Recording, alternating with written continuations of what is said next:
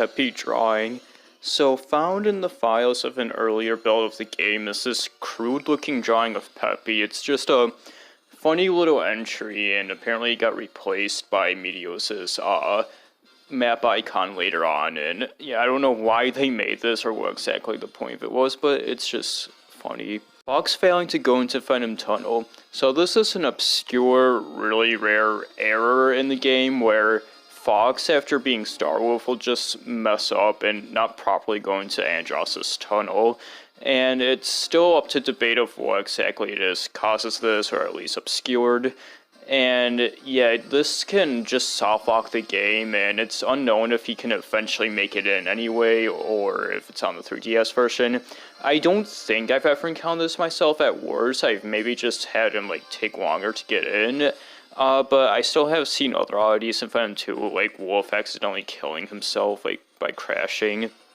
First Nintendo game with an official site.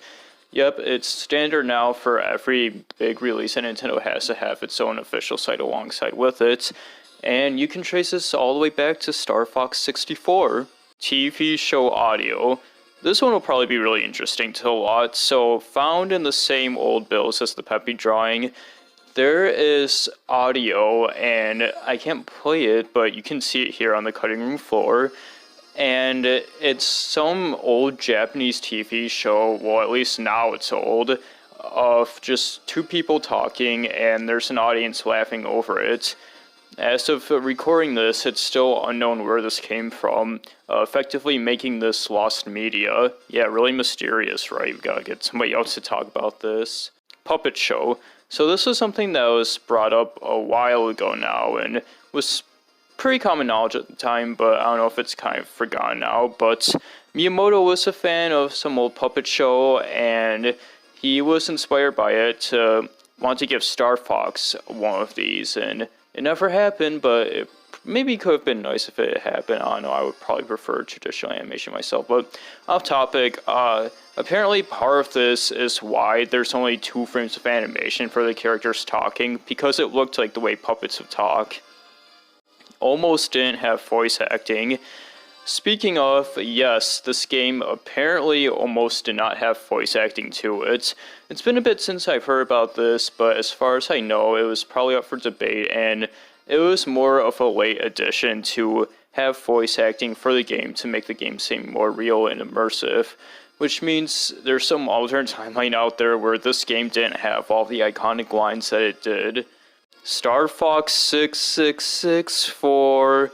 So this is kind of a meme entry, but I just thought it'd be funny to include since creepypastas usually end up on these charts. But this was a creepypasta, or a crappypasta, more like it, or troll one, on Yuri of Wynn's bullshit creepypasta story time. And on there, he delivered it as straight as he usually would in that series, and criticizing and making fun of it and stuff. However, he would learn later on that this was actually a trick, and it was made specifically for that series for him to read. And it's just a really funny, inconsistent, dumb story. It's charming and nostalgic and shit, and personally it's my favorite video that Yuri has done. And yeah, I suggest go checking it out if you're at all curious. Robot Andross whereabouts.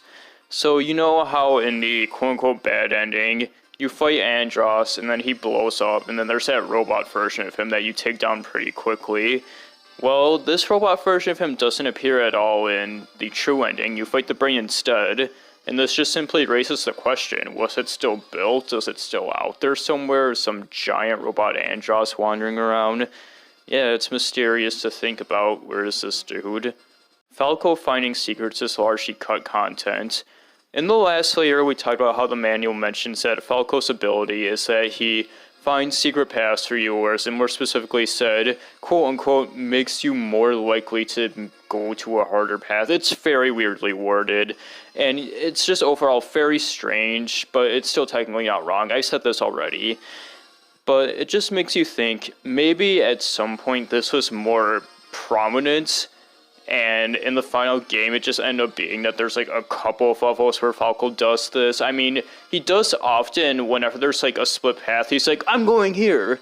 like in Venom and Sector X where there actually is a warp, but I don't think you actually need Falco alive for that. I think the only required one might be Corneria, which is the first fucking level.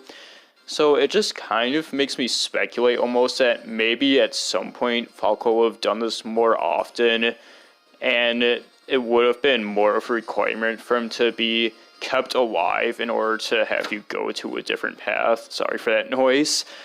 And yeah, maybe they got rid of it just because they ran out of time, and or more likely they thought that would be too much of a stupid hassle.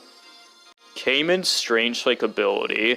So this is one that hits a bit personally for me, but a lot of other people have felt, and nobody's super talked about this real openly, but Cayman is a bit of an assembled dark horse, even if it isn't, like, too mainstream.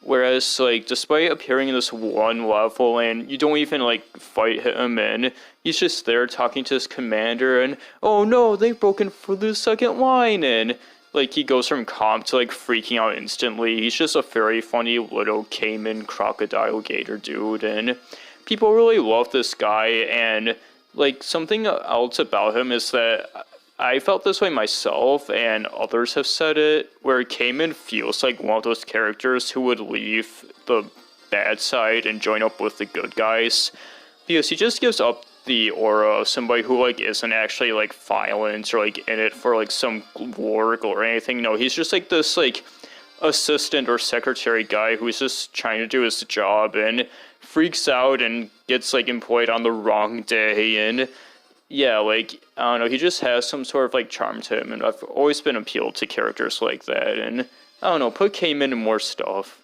Every playthrough is personalized.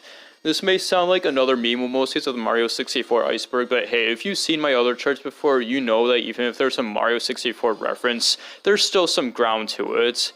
And this is something that's just kind of almost literally true for Starfox 64, where, like, every time you play, you encounter something new or do something different, and that's part of what makes the game so fucking cool. I still find new shit to this day, and I hope this Iceberg has educated people on some new stuff too, because that's always awesome, and this might exaggerate it a bit, which is why it's way at the bottom to maybe, like, insist that more crazy shit can happen, but hey, it's still something that's really neat. Alright, next up is the final